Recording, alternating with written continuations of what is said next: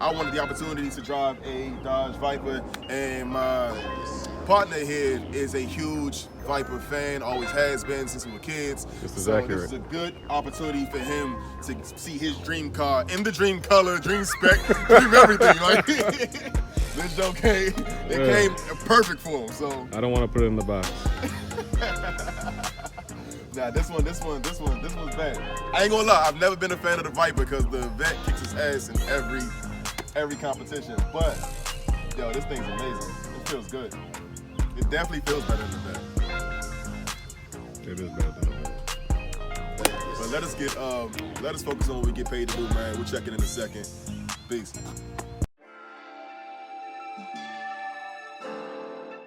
What's up, guys? Welcome back to another video. I'm currently in Raleigh, North Carolina. I started in Washington, D.C. I got 2 cars to unload down here in Raleigh, North Carolina. Then I got 2 to pick up in Greensboro, North Carolina.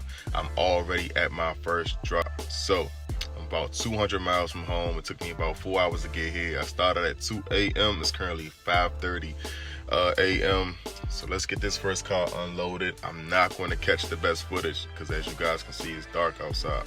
And I don't have some super high-tech camera equipment stuff yet. I'm using my phone. So, but in any case, stay tuned, man. Thanks for joining me on this route.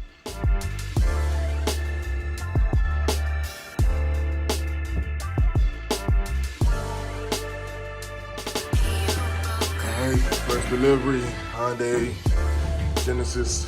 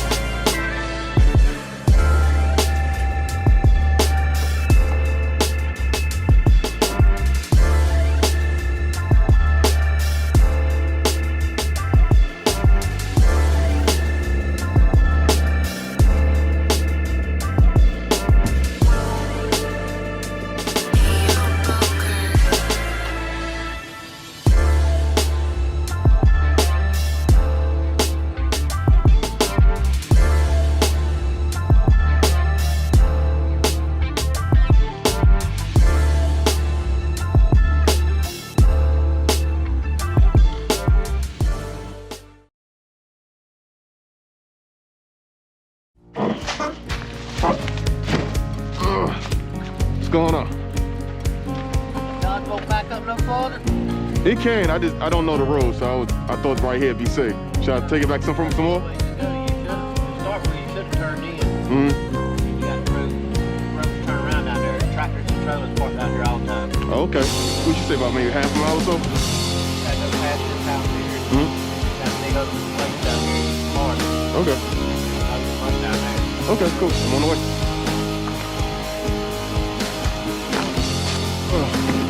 Good morning.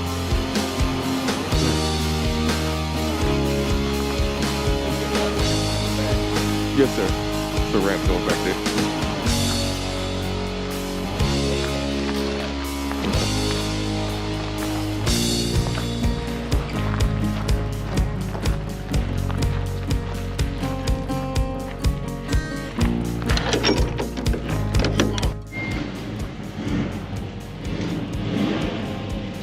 Very nice, very nice. 69, 396. Is that the original motor?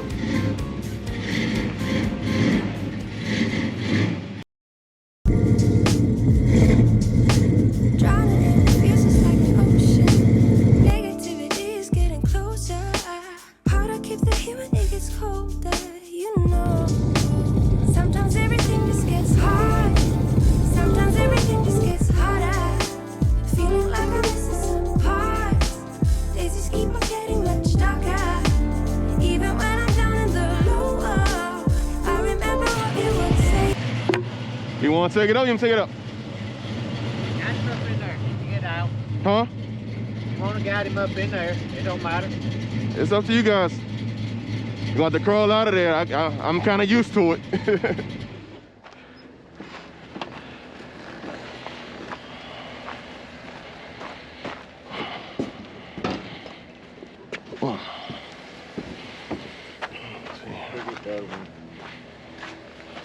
Ugh.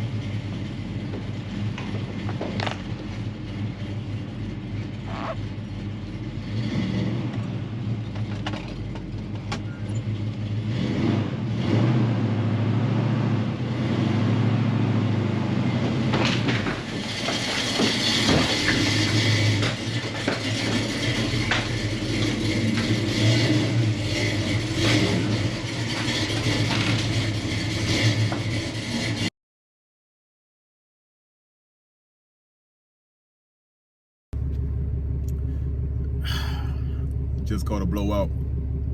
I knew it was coming though. I saw it, you know, I saw the tire I was wearing when I picked the Chevelle's up. But about 2.5 hours from home. Let's get this thing changed. You know what's really annoying about this? It's not that I blew a tire. You gotta expect that. It's that I gotta unload the trailer. And I'm gonna try to change this without unloading the trailer, but I already know that I gotta unload the trailer in order to get the wheels off the ground. With torsion axles, you can jack up the, when you got tri-axles like this, you can jack it up anywhere and all the wheels will come off the ground. But with the leaf spring set up, if I blow that middle wheel, when I go to try to jack the trailer up and it got weight in it, the leaf spring is gonna continue to like keep going down and down and down, and the rim is gonna stay on the ground and it'll never lift up. So the only way to get it off the ground is to take the weight out the trailer and then jack it up. So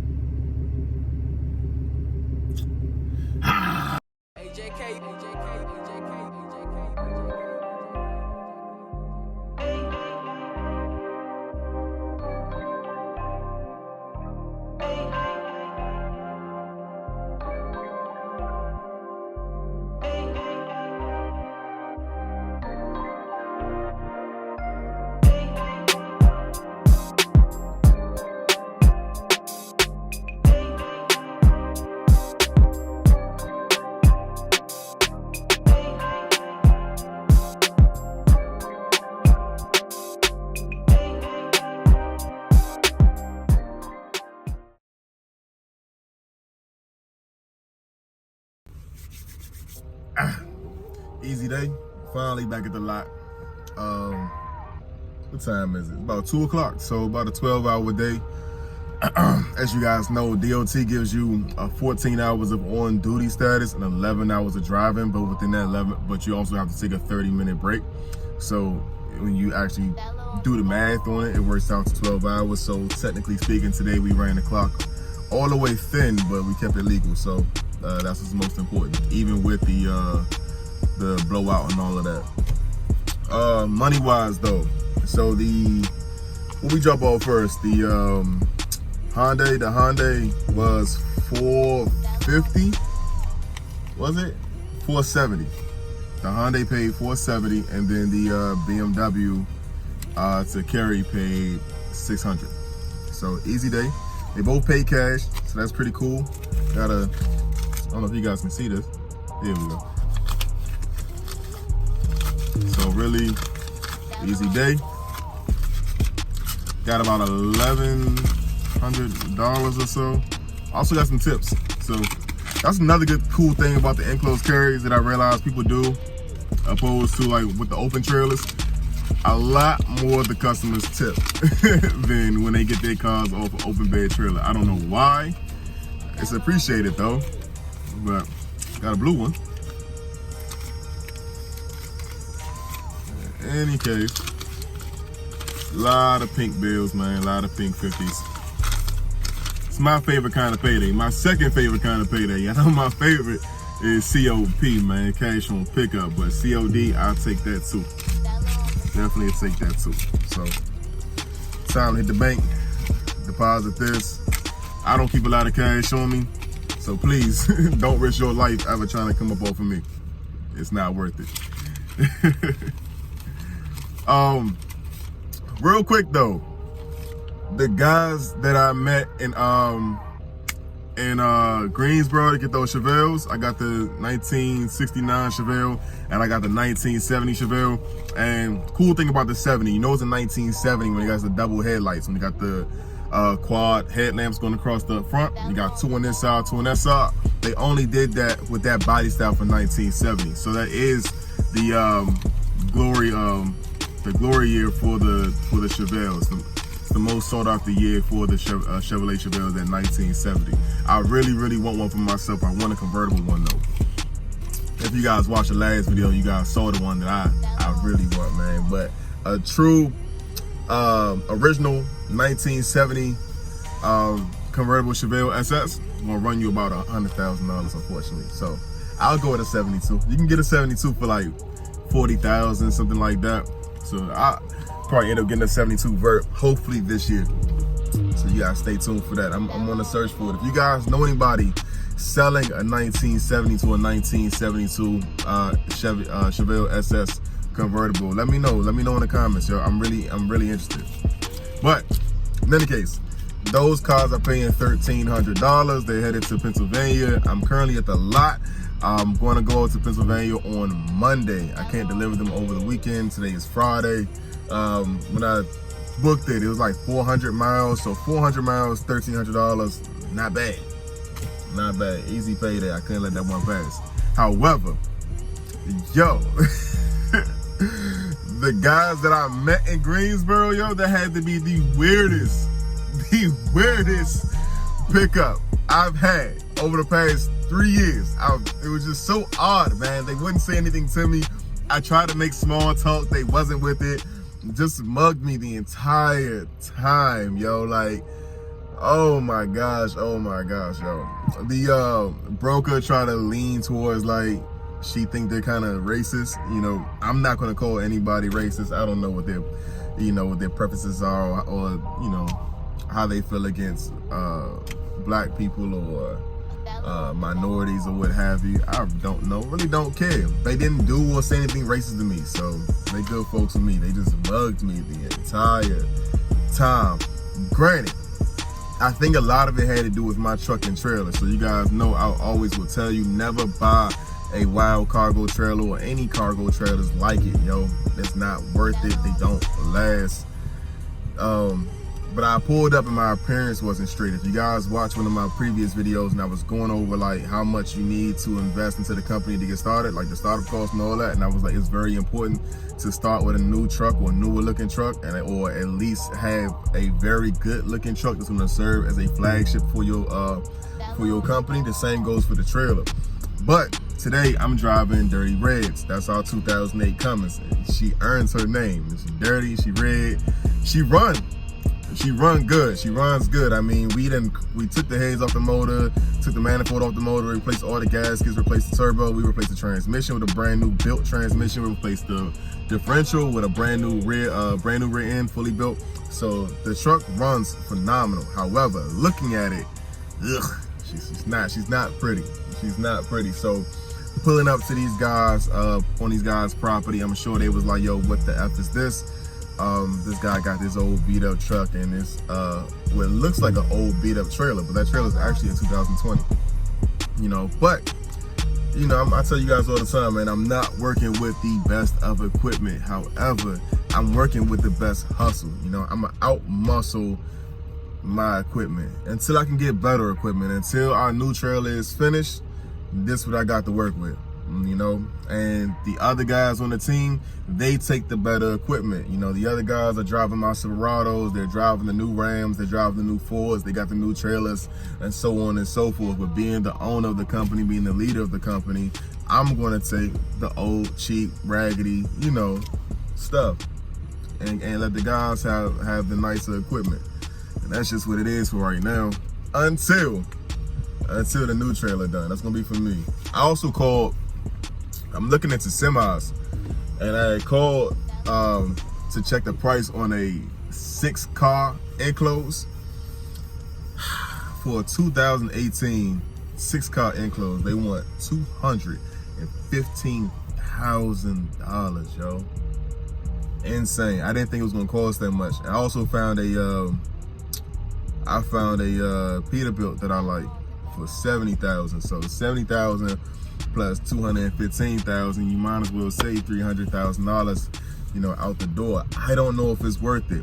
I think it is, but I don't know if it's worth it, and I don't know if I have the capital and the credit to be able to afford it. So, and what makes me most nervous is I'm currently insured with Progressive.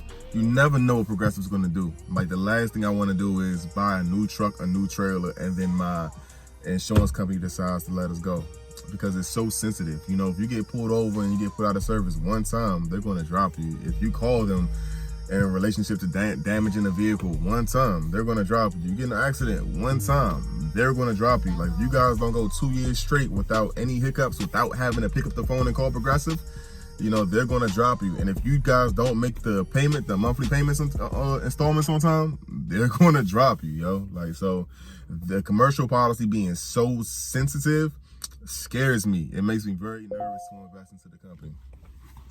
But anyways, today we did 200 miles, well, 250 including going to Greensboro. So 250 miles, 200 miles down for deliveries. We made roughly about $1,200, including tips. And then we went an hour outside of Raleigh to Greensboro, about another 50 miles.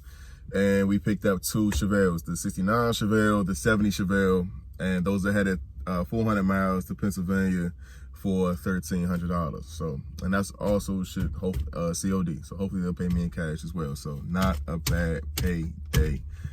Any case, guys, I'm not comfortable with the camera yet. I'm kind of forcing myself to do this, but I'm really not comfortable with the YouTube stuff yet. Like, I'm not comfortable being on camera yet. So if I seem awkward at times, just know it's because I am. I'm really nervous putting myself out there. So if you guys think I'm doing a decent job, though, please jump down into the comments and let me know. I need some confidence. I need some words of affirmation, please. But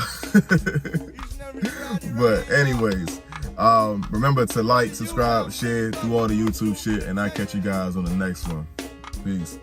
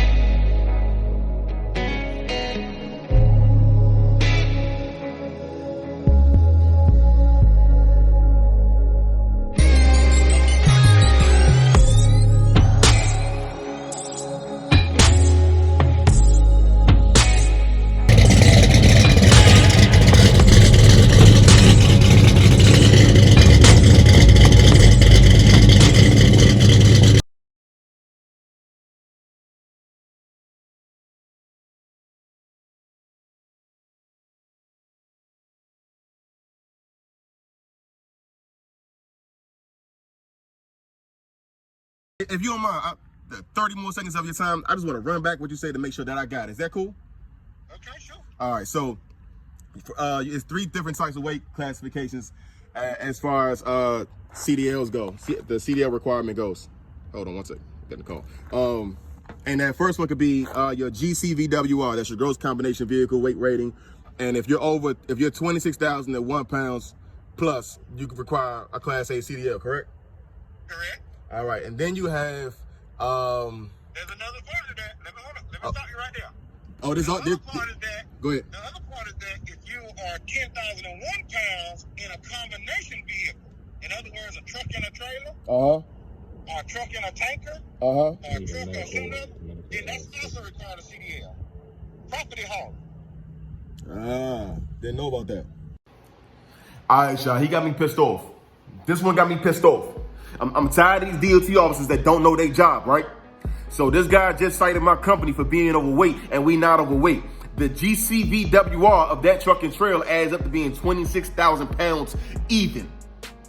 The actual weight with him loaded at that time was 21,000 pounds.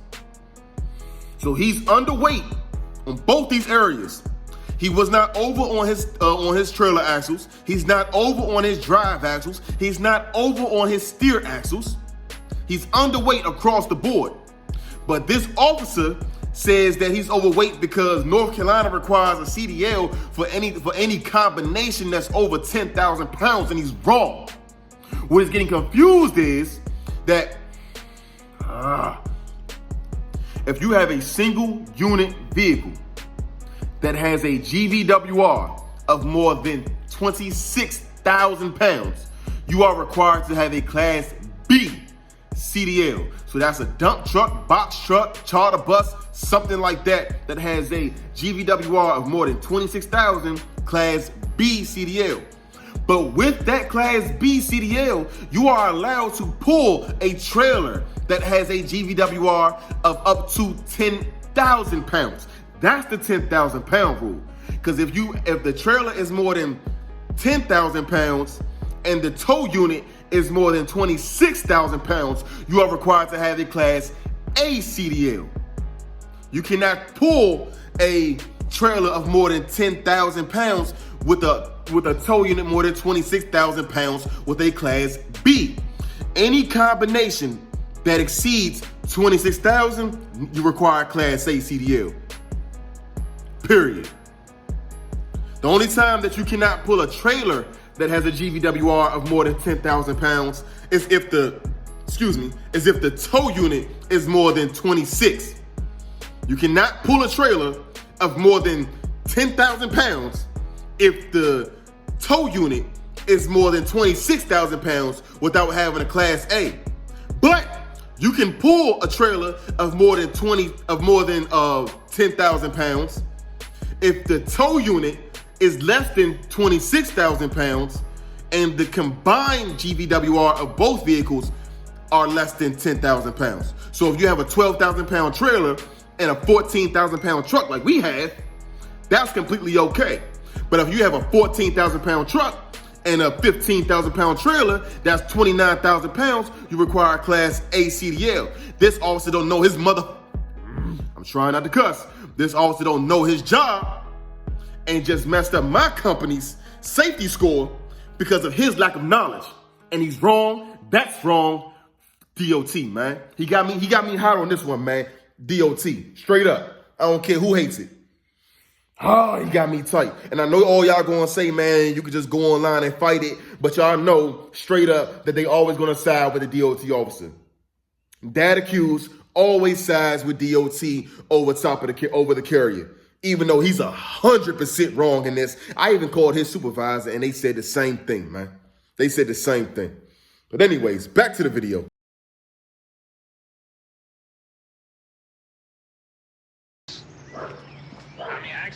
Hello, I'm here to pick up a Viper. Okay, let me get the owner of the Viper. Okay. It's in that garage down there. Okay. On the right-hand side, the single door. Okay. All right, what are you driving? I have an enclosed trailer right here at the corner. Okay. I was a little nervous to pull all the way in. It looked like it was a dead end. of people get second chances. Why can't we give second chances to our own people? Like, even in my family, there's people, you know, things happen. And I'm very understanding. There's nothing. Well, I couldn't hear you. are you a car collector as well? Yes. Take a look at these. These are rollers so that you can actually move the car around without backing it up. You just That's pretty cool. You want them? They're yours for nothing. Yeah, shoot. Heck yeah. Car rollers. I don't even know your name. I'm done. Thaxton. Baxter. Mm-hmm. Have some car rollers. That'll work. Heck It's yeah. actually a cool thing.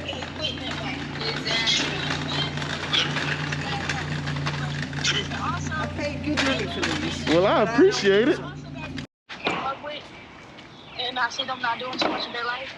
And, you know, or work in warehouse.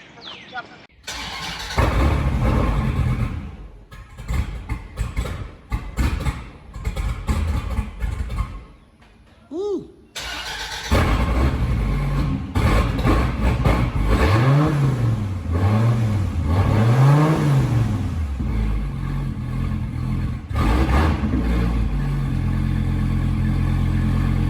But it's not by chance. Don't dab me, you're not my man. Don't at me, you're not my man. Mama said don't buy it if you cannot buy it twice. I cop by the tools and I don't pump fake with the price.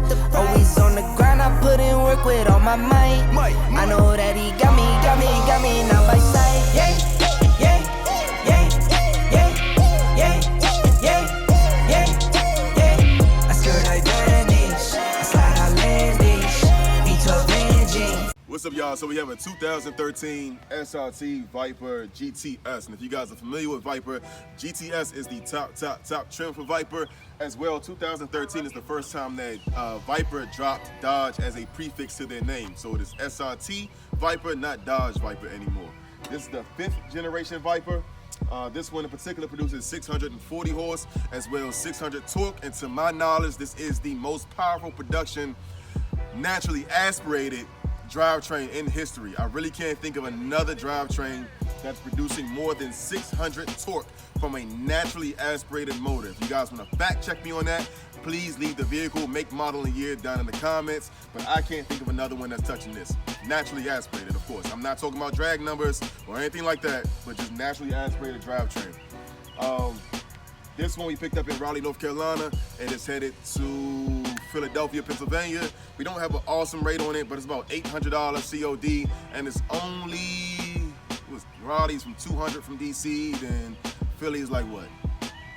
150? 150, yeah. About 150, so we talking about 350 miles for $800, so not too bad, guys. But that's it. Let us focus on what we get paid to do, get this in the box, and I'll check it in a second. Peace. Miles, cheers. Cheers. Cheers. One more time, cheers. Oh, yeah.